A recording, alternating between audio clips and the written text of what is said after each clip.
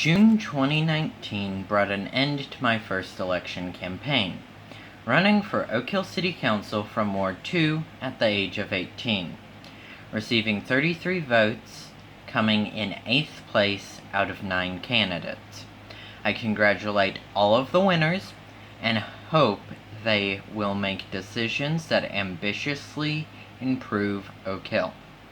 However, I hope we can all say that 33 votes isn't all that resulted during my campaign. There is a little girl who might become interested in city politics and one day run for council because she saw my campaign sign. We managed to give confidence and ambition to an introvert with anxiety. In 2018, that anxiety stopped me from campaigning for a wonderful candidate. The next 4 years will be very different as I get increasingly politically involved and extroverted. We can't let anxiety stop us from ambitious change based on fact and the people. My future children, whenever they come into this world, will have the ability to say that Dad fought for their future as soon as he could. Moving on to the first Democratic 2020 debate. On the first night of debates, we saw Elizabeth Warren, Beto O'Rourke, Cory Booker, Amy Klobuchar, Julian Castro, Tulsi Gabbard, Tim Ryan, Jay Inslee, Bill de Blasio, and John Delaney debate each other. My pre-debate opinions of the candidates are: Elizabeth Warren is the major player of night one. She is one of my top choices to win my vote, because to beat Trump we need a progressive. Progressive policies are what got us out of the Great Depression, so they are also the policies that actually help. Beto O'Rourke is better than many establishment Democrats, and of course seems appealing to those who want to try winning Texas, his home state.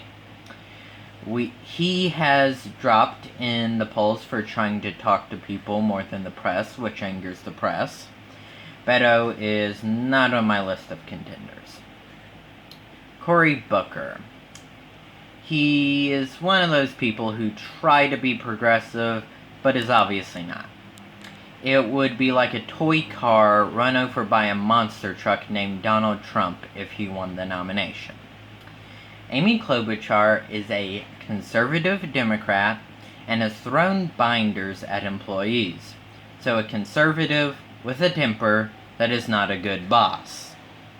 So the only thing that would change if she won is a D beside the president's name instead of an R. Julian Castro has the same want-to-win Texas appeal as Beto, but less of it. The first person to endorse him was his brother, who also is in Congress, considered a possible VP candidate for Hillary in 2016, and a brief cabinet member in the Obama administration. He has an extensive immigration policy and has actually shaped many policy conversations. However, he isn't in the conversation. I'd rank him barely better than Obama. Tulsi Gabbard is a former Republican and former moderate. She, however, has genuinely changed her mind and is now a progressive. She didn't flip-flop in the blink of an eye. I was originally a conservative myself, but luckily, I am now a progressive and don't have to make the mistake of voting for a conservative. While an unlikely presidential nominee, I think she should be on the nominees' VP list. Tim Ryan tried to block Nancy Pelosi from returning to the speakership, so thank you very much, Tim.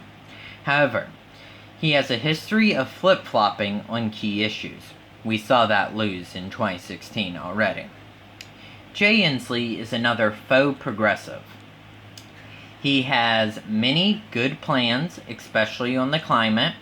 However, his methods mean that the policies aren't as good.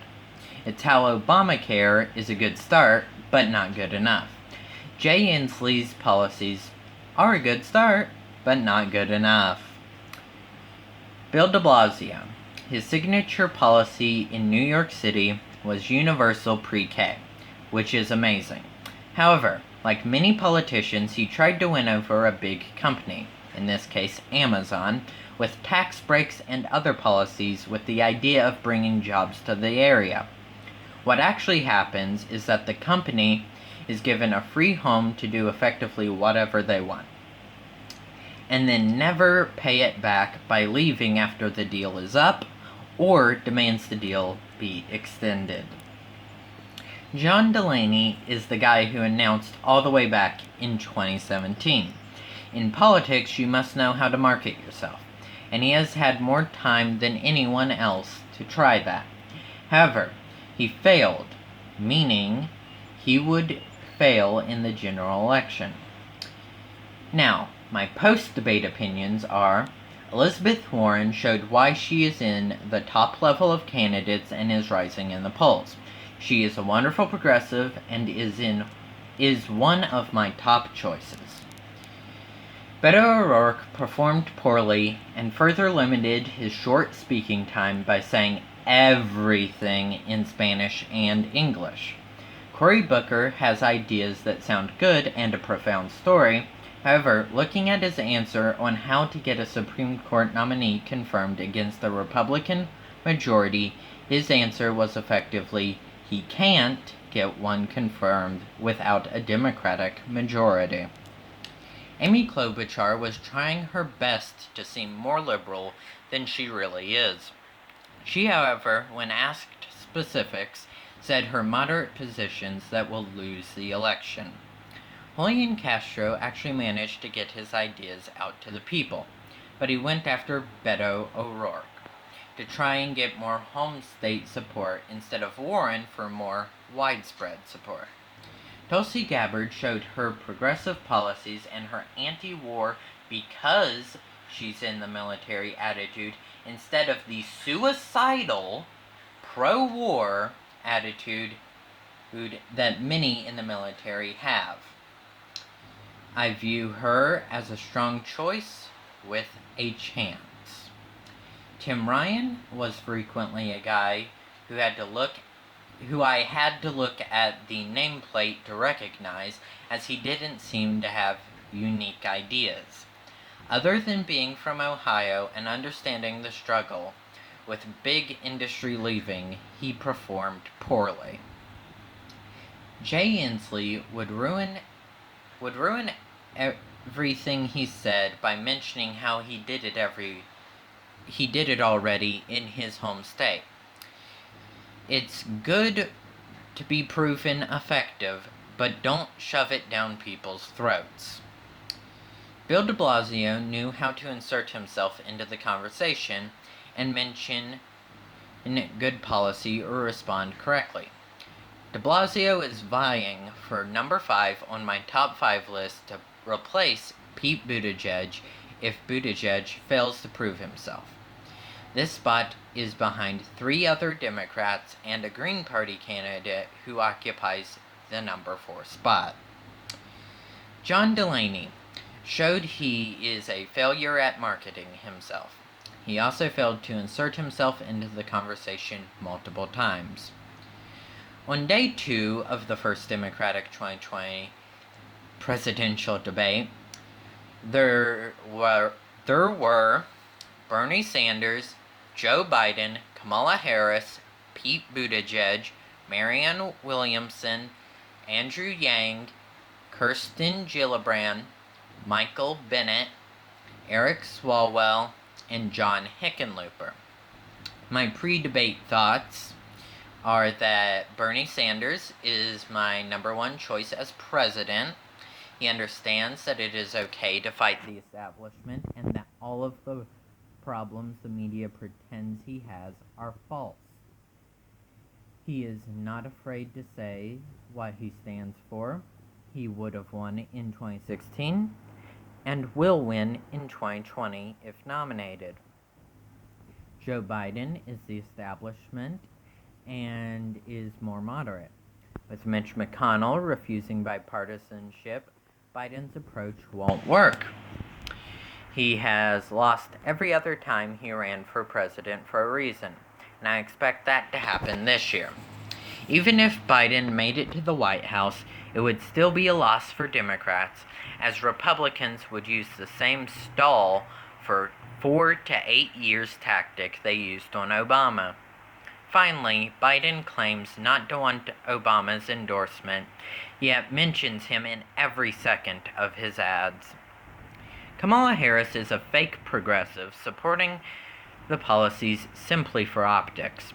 Harris, in her role as a prosecutor, liked to be, quote, tough on crime, or what it really means is she opposed transparency and accountability in law enforcement.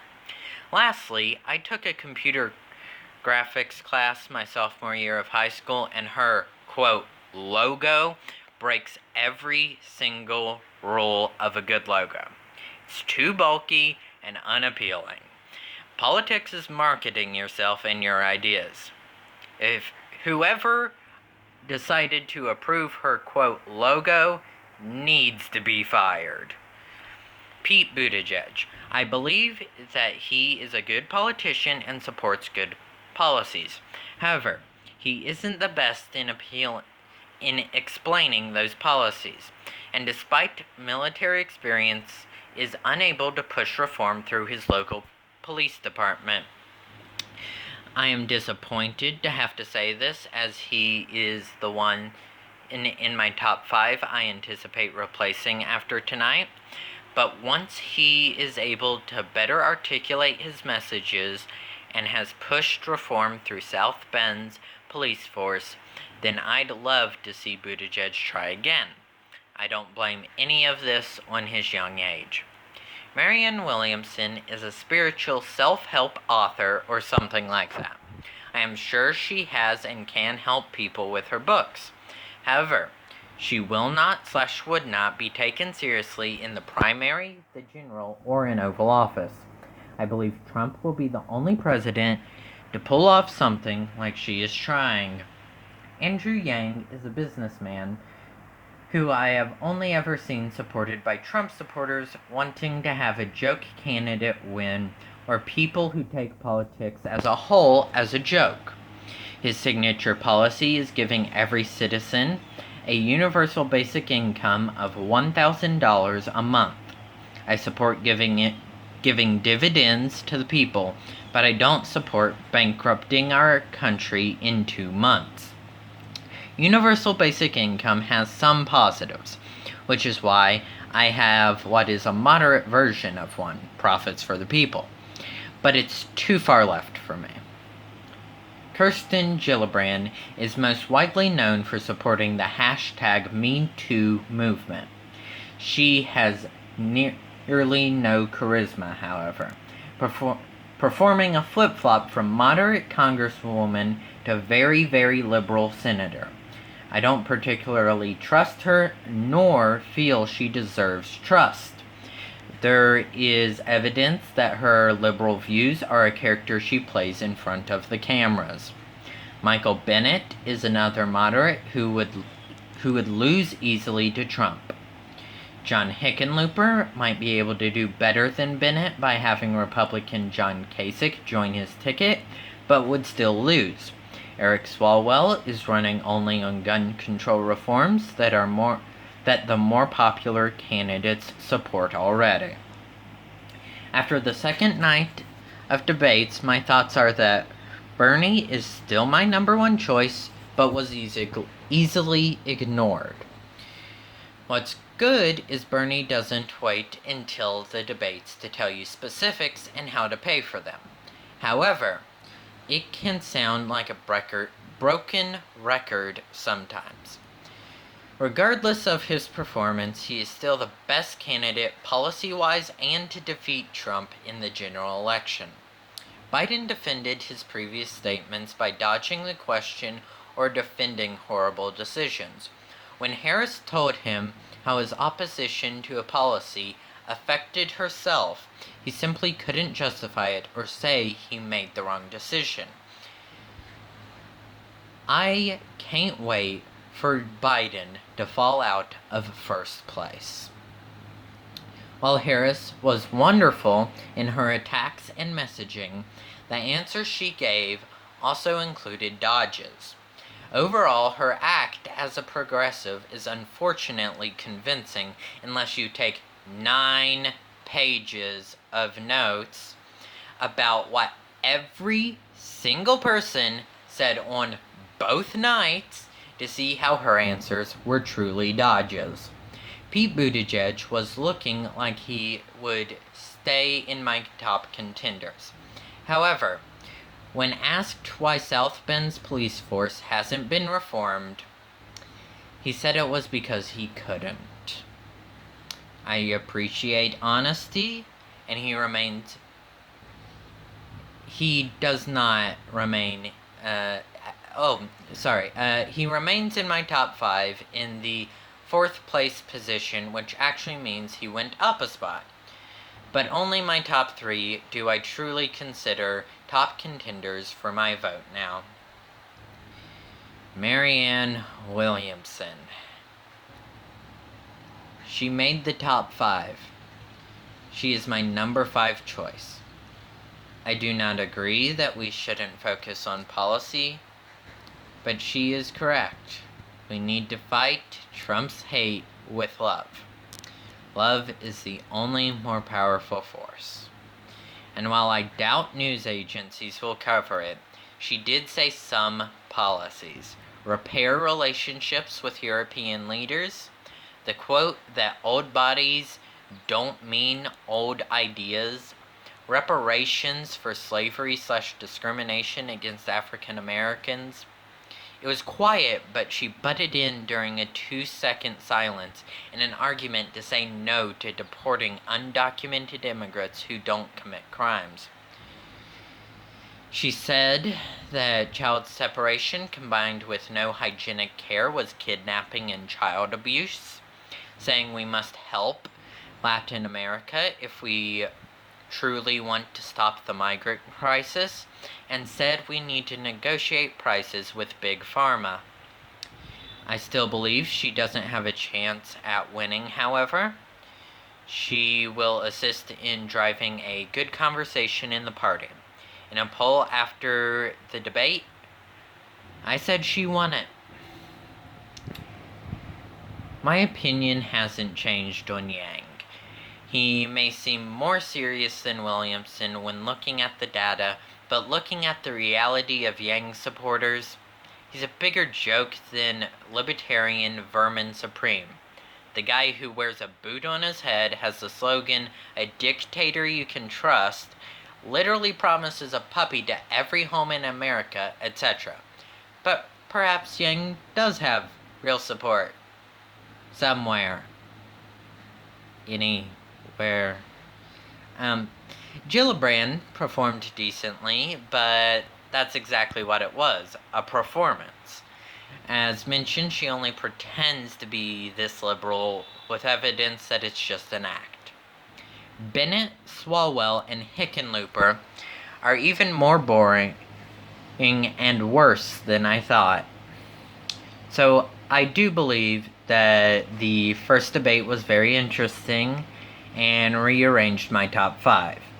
My top 5 list was originally number 1, Bernie Sanders, number 2, Elizabeth Warren, number 3, Tulsi Gabbard, number 4, Green Party candidate, number 5, Pete Buttigieg. After the debates, my top 5 are Bernie Sanders in number 1, number 2, Elizabeth Warren, number 3, Tulsi Gabbard, number 4, Pete Buttigieg, number 5, Marianne Williamson. However, both numbers 4 and 5 I do not consider serious contenders for my vote. Therefore, my top 3 is what will be referenced from now on. Finally, I would like to offer my early 2020, quote, endorsements.